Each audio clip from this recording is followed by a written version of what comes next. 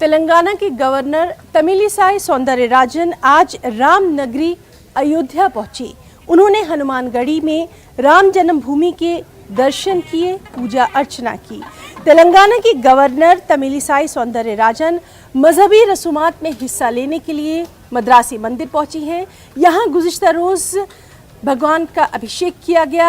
आज भगवान को रथ पर बिठाकर पूरे शहर की सैर कराई जा रही है। दरहकीकत अयोध्या में हर रियासत के लोगों का अपना अलग अलग मंदिर है, जहां वक्तन फ़वक्तन मुख्तलिफ मजहबी रसूमात होती रहती हैं। यहाँ बड़ी तादाद में मुख्तलिफ रियासतों के लोग मौजूद हैं और अपने अपने तरीके से पूजा अर्चना करते हैं।